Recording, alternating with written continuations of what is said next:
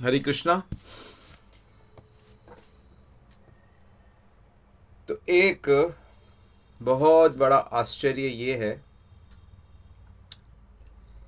कि हमारा जो मन है वो माया से बना हुआ है, मयिक है।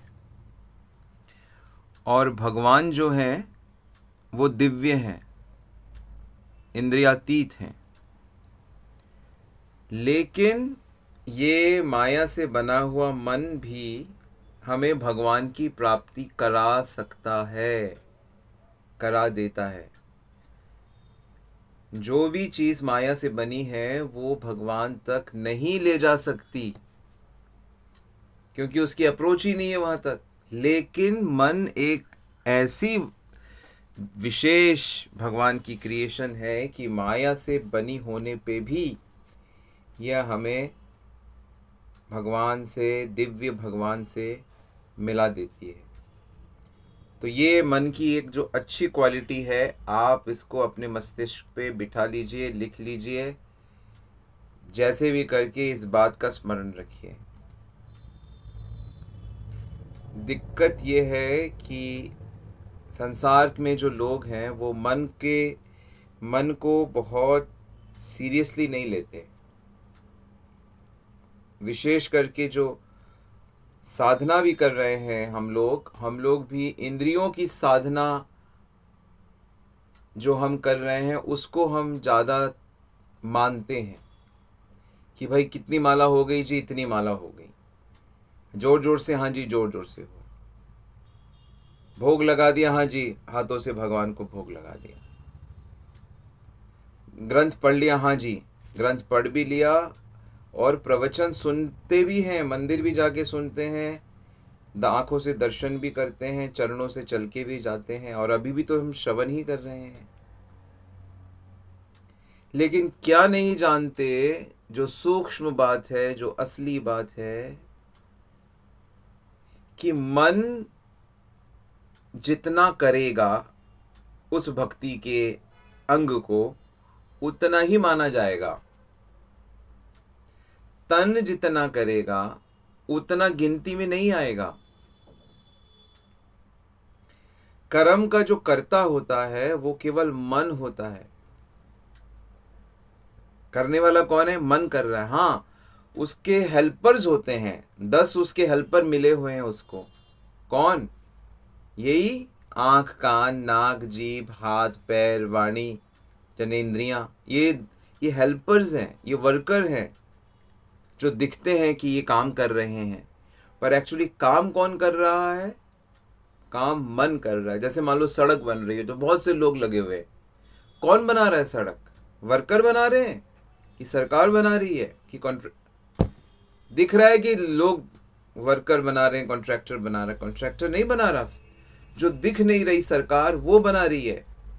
ठीक इसी प्रकार जो दिख नहीं रहा मन, इंद्रियां दिख रही हैं, लेकिन करता तो मन है। आध्यात्मिक जगत में, यानी कि भगवान के जगत में, हम लोगों के बारे में अगर कोई चर्चा हो रही है तो उसमें यही देखा जाएगा कि इस मनुष्य का मन कितना लगा मुझ में, या मेरे पार्षदों में, या मेरी लीला कथा में। वहाँ ये नहीं देखा जाएगा कि इसकी इंद्रियां कहाँ, ये तो मंदिर में ही रहता है। फिर तो टोटल इसको 100 में से 100 प्रतिदिन देने पड़ेंगे, क्योंकि तो मंदिर में रहता है।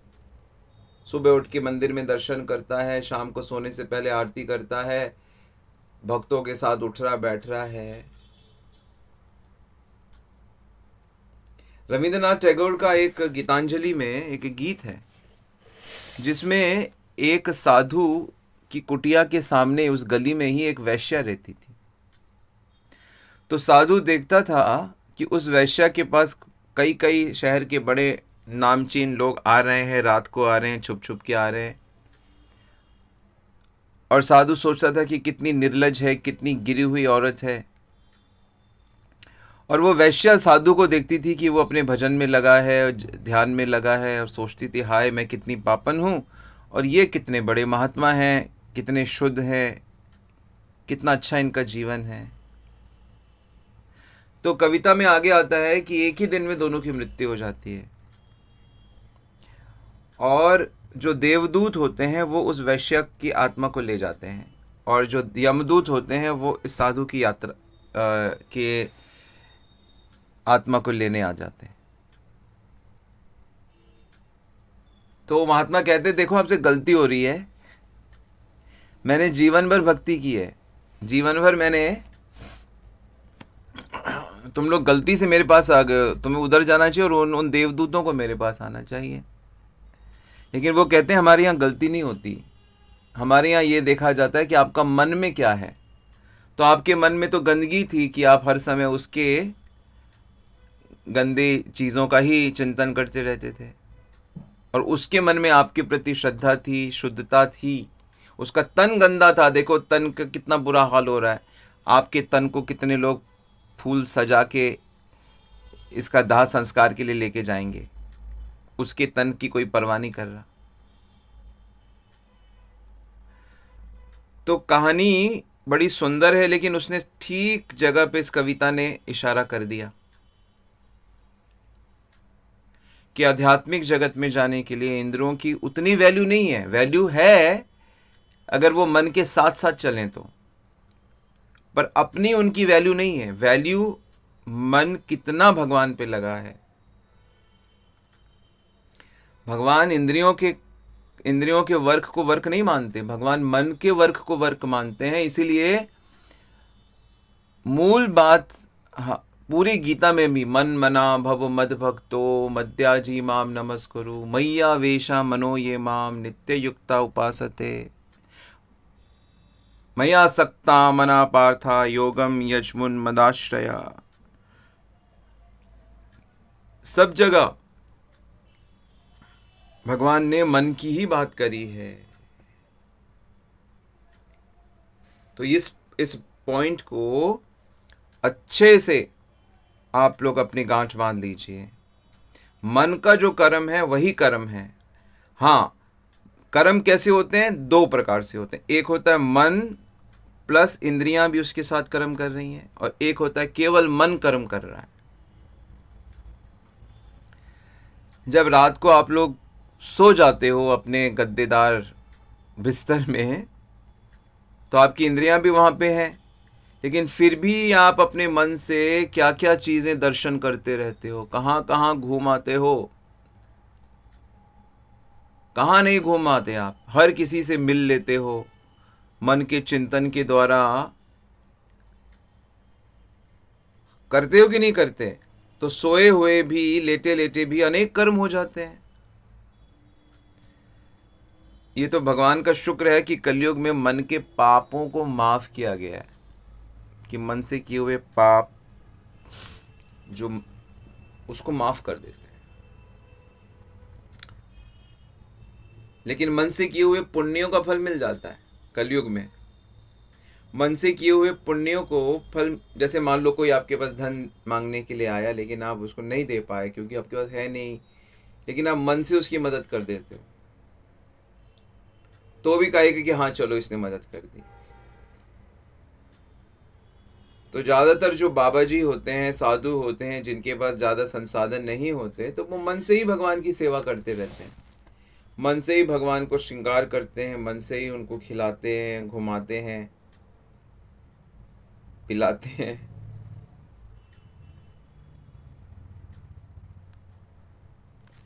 तो मन कहीं और लगा है और काम कुछ और हो रहा है, तो बात बनती नहीं है। एक बार एक महापुरुष जा रहे थे, तो वहाँ पर एक व्यक्ति से पूछा जो तीर बनाता था ना, तीर बनाने वाले होते थे पहले के टाइम पे, तो उससे पूछा कि अरे यहाँ से तुमने भगवान की यात्रा गई थी, जगन्नाथ जी की यात्रा गई थी, आपने देखा क्या? उसने कहा नहीं नहीं, यहाँ से तो कोई यात्रा नहीं गई। तो बगल वाले व्यक्ति ने कहा अरे क्या बोलते हो, अभी अभी तो गई रथ यात्रा, लाखों करोड़ों लोग निकल गए तुमने, और तुम कह रहे हो नहीं गई। तो उसने कहा नहीं, मैंने तो नहीं देखा, मैंने तो नहीं सुना। तो महापुरुष ने ध्यान लगाया और ध्यान लगा के देखा कि अरे वाकई इसका मन तो पूरी तरह से इस तीर को बनाने में लगा था, बाण को बनाने में लगा था, इतना एकाग्र। महापुरुष ने उसके पैर छुए कि मैं कहाँ महात्मा हूं, असली महात्मा तुम आप हो, कि आपके मन में इतनी एकाग्रता है। कितनी बड़ी रथ यात्रा आपके बगल से निकल गई लेकिन आपको उसका भान भी नहीं हुआ। तो असली परमहंस तो तुम हो। तो महात्मा कौन है, परमहंस कौन है? जिसका मन एकाग्र होके ईश्वर में लग जाए। जैसे 2 दिन पहले मैं बता रहा था आपको कि कन्हैया जब मन में होता है तो सुध बुद्ध नहीं रहती, पता ही नहीं रहता। और हम लोगों का हाल तो ये है कि हमारा तन तो भगवान के मंदिर में रहता है, लेकिन हमारा मन रहता है कि हमारे जूते चप्पल ठीक हैं कि नहीं हैं, नए नए खरीदे हैं, कहीं कोई लोग तो अलग अलग जगह रखते हैं जूते चप्पल, कोई हमारे चप्पल चोरी ना कर ले। कई लोग तो कहते हैं भैया गाड़ी में ही छोड़कर आओ। ध्यान उस तरफ रहता है, बच्चों पे ध्यान रहता है, मोबाइल पे ध्यान रहता है, पर्स पे ध्यान रहता है, श्रृंगार कैसा किया उस पे ध्यान रहता है, लेकिन कौन आया कौन गया उस पे ध्यान। लेकिन जो असली चीज़ है कि मन 100% भगवान में लगे, भगवान के दर्शन में, भगवान की सेवा में, भगवान के गीत में, कीर्तन में, नाम में, उस तरफ हम लोग सचेत नहीं है, जगे हुए नहीं, हम सोए हुए हैं। वही तो हमें जगना है। और ये जितनी इंद्रियां हैं सो कॉल्ड, ये मन में भी रहती हैं। इसीलिए शास्त्र वेद कहते हैं कि उनका स्मरण करो, स्मृतव्यो सततम विष्णु, और कुछ मत करो। 24 आवर्स आपको भगवान का भान याद रहनी चाहिए। आलोड्यम सर्वत्राणि विचारा च पुनः पुनः, विदमेकम सुनिष्पन्नम धियो नारायणो हरि। धियो नारायण, उस कृष्ण का ध्यान, उस नारायण का ध्यान रहना चाहिए, मन वहां लगा होना चाहिए। भगवान ब्रह्म आत्मकेन त्रिनिवा मनीक्षणाम तद अध्यात्म कूटस्थो इति आत्मा खलो भवे। कि वही बात कि जो 3 बार वेदों का अच्छे से अध्ययन करके ब्रह्मा जी ने यही निर्णय निकाला है कि मन ईश्वर में लगना चाहिए।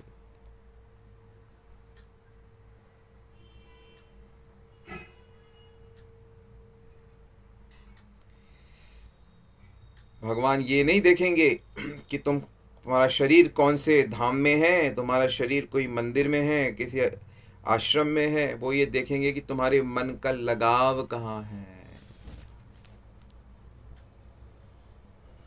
कि तुम कितना सुंदर, कितना मीठा, कितने सुरों में तुम कीर्तन गाते हो, कितना सुंदर तुमने दान दिया है, कितना सुंदर तुमने श्रृंगार किया है, मंदिर में मूर्ति के को स्पॉन्सर करा है। ये सब नहीं देखा जाएगा। उसका पुण्य कर्म जो होगा वो दे दिया जाएगा, लेकिन देखा ये जाएगा कि आपका मन भगवान कितना बसे हैं, कितना उनसे प्रीति है, लगाव है, राग है। मन एवं मनुष्याणाम कारणम बंध मोक्षय। बंधन मोक्ष का कारण मन है। बंधन मोक्ष का कारण कौन है? ब्रह्म बिंदु उपनिषद, अनेक अनेक उपनिषदों में बताया गया है। बंधाया विषयासक्तम मुक्ते निर्विषयम स्मृतम। विषयों में लगा हुआ है वो बंधन है, और जो भगवान में लगा हुआ है वो मुक्त है। 84 लाख योनि में हम क्यों घूम रहे हैं? क्या कारण है इसका? इसका कारण हमारा मन है। और बड़े बड़े संत पुरुष महात्माओं को भगवान मिल गए, सदा को मिल गए, उनके ही हो गए। क्यों? इसका कारण कौन है? उनका मन है। एकमात्र मन, मन ही करता है। यही कर्म करने वाला। 3 प्रकार के कर्म होते हैं, आपको पता है। अच्छा कर्म, बुरा कर्म, दिव्य कर्म। अच्छा कर्म यानी पुण्य कर्म, बुरा कर्म यानी कि पाप कर्म या विकर्म, शास्त्रों के विरुद्ध। और दिव्य कर्म मतलब भगवान से जुड़कर जो कर्म किया जाता है, जो उनकी सेवा के लिए किया जाता है। कर्मणश्च बोद्धव्यम गहना कर्मणो गति। तो चाहे अच्छा कर्म हो चाहे बुरा कर्म हो, दोनों ही पाप की माने जाते हैं। क्यों? क्योंकि पुण्य करके भी तो स्वर्ग मिलेगा, और स्वर्ग भी क्या है? बकवास, निरर्थक, समय व्यर्थ, परमानेंट सोल्यूशन नहीं, परमानेंट आनंद नहीं है। वहां भी ईर्ष्या, द्वेष, मात्सर्य है, जो एक दिन खत्म ही होना है। उसको लेकर क्या खुशी मनाए? खुशी तो उस दिन प्राप्त होगी जिस दिन सच्चे तरीके से भगवान की तरफ चलने लगोगे। कम से कम यात्रा भी शुरू हो गई तो आनंद शुरू हो जाएगा। जैसे आप किसी यात्रा में जाते हो, यात्रा जब शुरू होती कितना अच्छा लगता है आपको, अभी डेस्टिनेशन में पहुंचे नहीं है। ठीक उसी प्रकार जिस दिन से भगवान के प्रति सच्चे तरीके से चलोगे, यानी कि मन लगाकर, कि मन में बसाना है कन्हैया को, इतना इस भाव से भी जिस दिन चलना शुरू कर दोगे, उसी दिन से आपके जीवन में दिव्यता आ जाएगी, आनंद आ जाएगा। भगवान का नाम जप करना आनंद लगेगा, भार नहीं लगेगा। 16 माला करने से लोग सुनकर कांपने लगते हैं शुरू शुरू में, और करते भी तो भी रगड़ रगड़ के करते हैं। इसका मतलब मन लगा नहीं है, मन के विरुद्ध जाके करना पड़ रहा है। तो उस मन को समझाओ।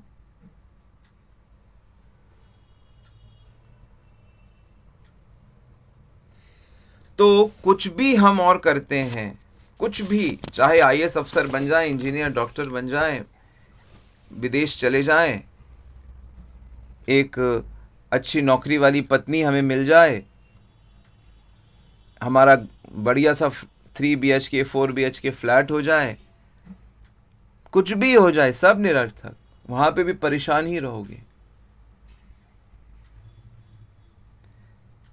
जब तक कर्म दिव्य नहीं होंगे तब तक बंधन समाप्त नहीं होगा। इसीलिए शास्त्रों में बताया गया है कि जो मन है वो बहुत प्रबल है, बहुत शक्तिशाली है। उसको नियंत्रण करना लगभग असंभव है, असंभव। भागवत में ऐसा वर्णन आता है कि ऋषभ देव जो हैं, भगवान के अवतार हैं ऋषभ देव, भरत आदि के पिता है। ऋषभ देव के पास कुछ देवियां आई, तो देवियां आई तो ऋषभ देव ने कहा, अरे देवियों यहाँ क्यों आई? हमारे आश्रम में स्त्रियां नहीं आती। बोला, हम स्त्रियां नहीं हैं महाराज। कौन है आप? बोला, हम सिद्धियां हैं, हर तरह की सिद्धि होती है। कहते भागो भागो, जल्दी भागो यहाँ से। कहते नहीं नहीं, अपने भगवान की सेवा करना है ना, भागो तुम यहाँ से, भाग जाओ, हमें नहीं करनी भगवान की तुम्हारे से सेवा। कहते अरे भक्त लोग तो करते हैं ना बड़ी बड़ी चीज़ों से भगवान। कहते वो करते होंगे, वो बड़े महान भक्त होंगे, हम नहीं, आप जाओ यहाँ से। हमें मन को ये मौका ही नहीं देना कि इसके पास इतनी शक्तियां हैं। ना कुर्यात करहति साख्यम, किसी तरह भी इस मन की से दोस्ती नहीं होनी चाहिए, इसके बहलावे में नहीं आना। जैसे दुराचारी स्त्री जो होती है वो अपने यार के साथ मिलकर अपने ही पति की हत्या करा देती है, ऐसे ही ये मन अपने ही स्वामी की हत्या कर देता है। यानी कि जिस आत्मा का इसको नौकर बनाया गया है, यह उसी को दुर्गति में डाल देता है, उसी को 84 के चक्कर में डाल देता है। इसलिए मन की दोस्ती नहीं, मन को ज़्यादा शक्ति नहीं देनी चाहिए इसको।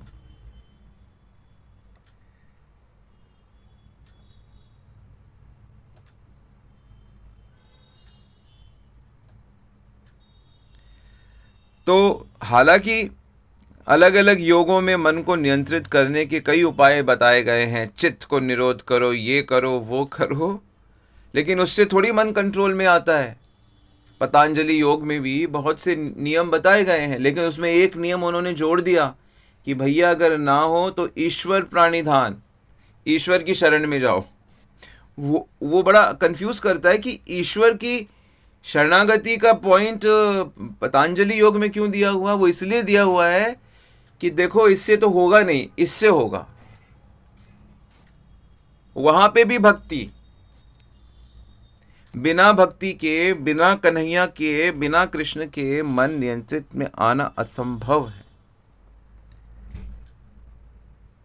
बहुत खतरनाक है मन, बहुत चंचल है। अर्जुन जो कृष्ण का दोस्त है, अपनी भक्ति से जिसने कृष्ण का साक्ष्य प्राप्त कर रखा है, वो कह रहा है कि मेरा मन इतना चंचल है, वायु को मैं नियंत्रण कर सकता हूं, मन को नहीं कर सकता।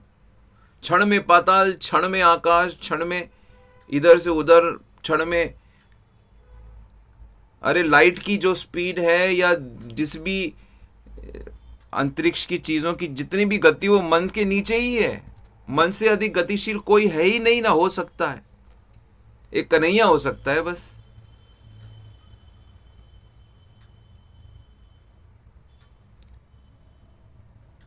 तो संसार में लोग प्रवचन कर रहे हैं कि ये कर लो, कि ये कर लो, कि ये नियम कर लो, कि ये पाठ कर लो, कि ये कर लो, ये परिक्रमा कर लो, वो कर लो। हजार चीजें बता रहे हैं, लेकिन असली चीज नहीं बताते। असली चीज क्या है कि भक्ति मन से ही होगी। सिर्फ एक पॉइंट, मन लग गया तो काम बन गया, आपका सारा काम बन गया। इतने सालों में जो काम नहीं हुआ वो भी बन गया, एक क्षण में बन जाएगा सारा काम। बस मन लगना चाहिए। अब मन लगे कैसे? तो भाई मन कहाँ लगता है? देखो, विचार करो। जाते कछु निज स्वार्थ होई, तापर ममता करे सब कोई। जिनसे हमारा कुछ मतलब होता है ना, जिस चीज वस्तु से, जिस व्यक्ति से, जिस भी परिस्थिति से हमारा कोई स्वार्थ होता है, तब हम उससे ममता करते हैं, तब हम उसको पसंद करते हैं, यानी हमारा मन लग जाता है उसमें। यही फॉर्मूला है बस। स्वार्थ पता होना चाहिए। तो क्या स्वार्थ? कि हम कौन हैं? हम कौन हैं? हम आत्मा है भाई। बार बार चिंतन करो, बार बार, मैं आत्मा हूं, मैं आत्मा हूं। चलते फिरते सोते बैठते मैं कौन हूं? मैं आत्मा हूं, शरीर नहीं हूं। शरीर की चीजें मुझे सुखी नहीं करेंगी। और भगवान का अंश हूं, और मेरा सर्वस्व भगवान है। ये जगत तो माया से बना हुआ है। मुझे भगवान मिलने चाहिए। भगवान मिलने से मुझे तृप्ति होगी। बार बार चिंतन करो, एक बार नहीं, दो बार नहीं, 50 बार, 100 बार, 1000 बार, 50,000 बार, बार बार करते रहो। और जितना ज्यादा चिंतन करोगे उतना पक्का हो जाएगा विश्वास। जितना चिंतन करोगे इस बात का, नहीं, ये स्त्री मुझे सुखी नहीं करेगी, इस स्त्री को मैं सुखी नहीं कर सकता, ये मकान मुझे सुखी नहीं करेगा, ये गाड़ी मुझे सुखी नहीं करेगी, ये म्यूचुअल फंड, ये इंश्योरेंस, ये रिटायरमेंट स्कीम मुझे सुखी नहीं करेगा। मुझे सुखी करेगा कन्हैया, कन्हैया का प्रेम, कन्हैया की सेवा। बार बार। इसीलिए अभ्यासेन तो कौन्तेय वैराग्येण एव च, कि अभ्यास करते रहो, अभ्यास करते रहो, और संसार में सुख नहीं मिलेगा, उससे वैराग्य। सिर्फ वैराग्य करोगे तो बात नहीं बनेगी। सिर्फ वैराग्य से बात नहीं बनती। किसी को घूस दो कि 1000 ले लो, कहेगा नहीं हम नहीं लेंगे। अच्छा 10,000 ले लो, नहीं नहीं लेंगे। अच्छा 50,000 ले लो, अरे नहीं लेंगे। अरे 1 लाख ले लो, अरे हमें नहीं लेते घूस। अच्छा 50 लाख ले लो, हाँ ठीक है ठीक है। तो वैराग्य थोड़ा थोड़ा थोड़ा तो उसने रोका, पूरा नहीं रोक पाएगा। सारे बड़े बड़े साधु लोग गिर गए, वैराग्य नहीं हो पाता। लेकिन क्यों नहीं हो पाता? क्योंकि ये माया ने पकड़ा हुआ है। माया सिर्फ अपने स्वामी कृष्ण की सुनती है। माया देवी जब तक हमारे जीवन में रहेगी, हमें सुख नहीं मिल सकता। माया जाएगी, आनंद आएगा। और मन भगवान में लगेगा तो भगवान इशारा कर देंगे कि छोड़ दो इसको, मेरे बच्चे को, मेरे सखा को छोड़ दो, मेरी सेविका को छोड़ दो। मामेव य प्रपद्यन्ते माया मेताम तरन्ति ते। मेरी शरण में आने पे, मुझ में मन लगाने पे फिर ये माया छोड़ देती है। वो बस कृष्ण की ही बात मानती है और किसी की बात नहीं मानती माया देवी। तो मन लगाने से भी भगवान नहीं मिलते, ये बात अब समझो। मन लगाने से क्या होगा, मन भगवान में लगने से क्या होगा, जो मन की गंदगी है ना, हृदय की गंदगी है, वो सब साफ हो जाएगी, हृदय शुद्ध हो जाएगा। शुद्ध हृदय में भगवान नहीं आते, चाहे आपको कितने ही शुद्ध हृदय होते हैं, बालक बच्चे कितने पवित्र होते हैं, उनको थोड़ी भगवान मिलते हैं। शुद्ध हृदय में भगवान नहीं मिलते, शुद्ध हृदय दिव्य होने पे भगवान मिलते हैं। दिव्य का कैसे होगा, हृदय शुद्ध करो, गुरु आ जाएंगे आपके जीवन में, गुरु दे देंगे दिव्यता, स्वरूप शक्ति से आपका स्वरूप परिचय करा देंगे।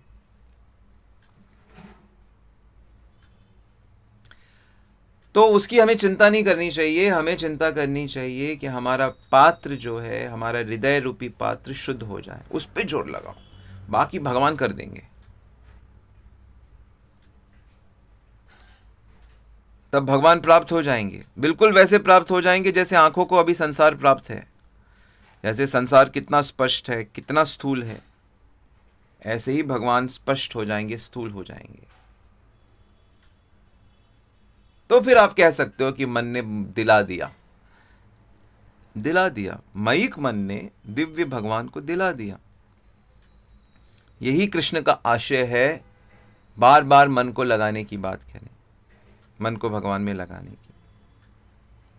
तो प्रयास करें, सफलता तो प्रयास करने वालों को मिलती है, ईमानदार व्यक्ति को मिलती है, मानव को मिलती है, भक्तों को मिलती है सफलता। प्रयास करिए, आडंबर से बचें, दिखावा ना करें, ढिंडोरा ना पीटें, चुपचाप शांति से घर के अंदर करें, सुबह उठ के करें, देर रात्र में करें, जहाँ घर में अकेले हैं वहाँ और ज़्यादा करें, कोई भक्त मिला तो मिलके करें, कि बस लग जाए मन भगवान में। सब आशीर्वाद दें कि मेरा भी मन भगवान में लगे, हम भी दिव्य चेतना में जीवन में प्राप्त करें। हरे कृष्णा। शिला प्रभुपाद गुरु महाराज की जय। हरि बोल।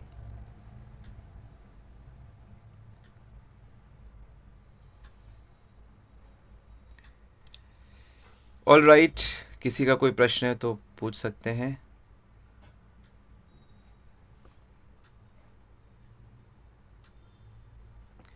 प्रश्न है मन और चित्त में क्या है। चित्त जो होता है, जो संस्कार होते हैं ना, बीज रूप से जो संस्कार होते हैं, जो विचार बहुत डीपली हमारे अंदर बैठे हुए हैं, जिन्होंने संस्कार का रूप ले लिया है, और वो हमको फोर्स करते हैं उस क्रिया को करने के लिए। यदि मान लो किसी को भौतिक गीत सुनने का संस्कार पड़ा है, तो उसको वो गीत सुनने का मौका मिलेगा भी तो सुनेगा, और वो उसको ढूंढता रहेगा। तो इसी प्रकार भक्ति में संस्कार अगर हमारे अंदर पड़ गए कि वैष्णव ग्रंथ पढ़ने का संस्कार पड़ गया, सेवा करने का संस्कार पड़ गया, प्रचार करने का संस्कार हो गया, तो वो हमको पुश करता रहेगा। तो ये संस्कार मन के जिस एरिया में होते हैं उसको चित्त बोलते हैं। ये गहरा, जो आप कह लो मन की ही गहरी सतह को चित्त कहते हैं। ठीक है। अवचेतन मन में, जैसे ना एक होता है कि जैसे जगे हुए आपको बहुत सी चीज़ें याद हैं, तो ये चेतन मन है। लेकिन एक मन आपका अवचेतन मन है, जो अभी इस समय आप उसके टच में नहीं हो, लेकिन वो अंदर में है, वो अंदर से ही आपको डायरेक्शन दे रहा है, तो वही चित्त है, डीपर माइंड। ओके।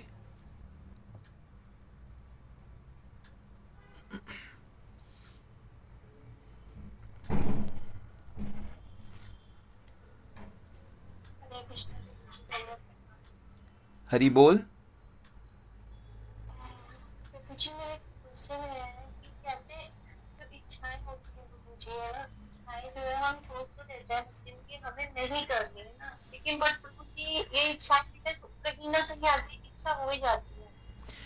तो इच्छाएं जब होती हैं, तब ये जो ज्ञान आप ले रहे हो, ये जो आध्यात्मिक ज्ञान आप ले रहे हो गीता से, भागवत से, गुरु से, वैष्णवों से, तो उस इच्छाओं को रोकना है ना आपने, कि ये गलत इच्छा है, ये शारीरिक इच्छा है, ये मानसिक इच्छा है, इसे पूरा नहीं करना।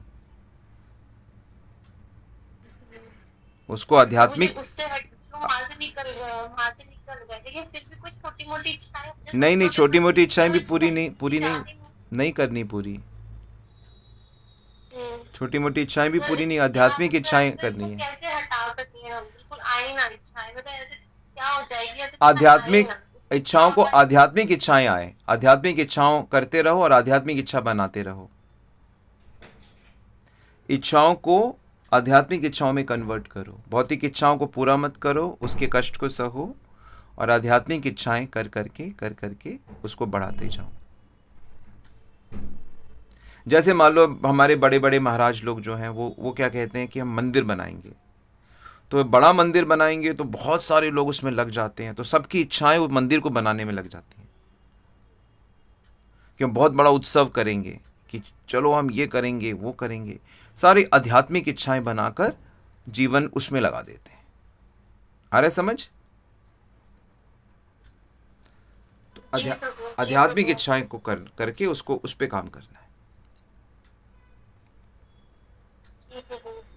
बट प्रभु ये गृहस्थ में थोड़ा सब, गृहस्थ में सब तरीके के लोग होते हैं, मतलब हम एक अकेला पर्सन नहीं होता, तो हमें सबके साथ मिलके भी चलना है ना, तो यहाँ पे बड़ी दिक्कत आ जाती है इंसान, मतलब सबको कई बार कई आपस में बार रहना कई बार ऐसी चीज़ें करनी पड़ती हैं जो आध्यात्मिक नहीं होती, लेकिन उसे अपने कर्म का फल मान के सेवा भाव से करो। परिवारजनों के अंदर कृष्ण को देखकर उनको भी चाहिए। सेवा भाव से अपने कर्तव्य को करो आप। ठीक है? फिर कृष्ण आपकी सेवा भावना देखते हुए आपके कर्म चाहे जैसे भी हैं, भगवान उनसे मुक्ति दिला देंगे और शुद्ध भक्ति के उस पर स्थापित कर देंगे। ठीक है? जी, ठीक है। Thank you Guru ji.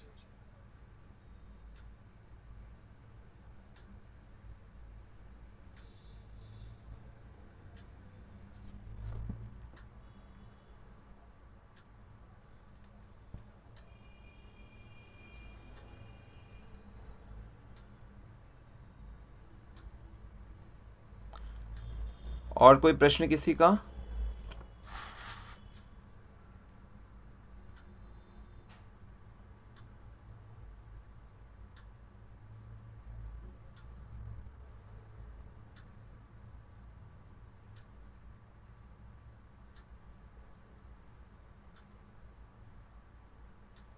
All right, तो हम लोग आज यहाँ रुकते हैं। सबका बहुत बहुत धन्यवाद। आशा करता हूँ कि इस क्लास से आपको हेल्प मिलेगी।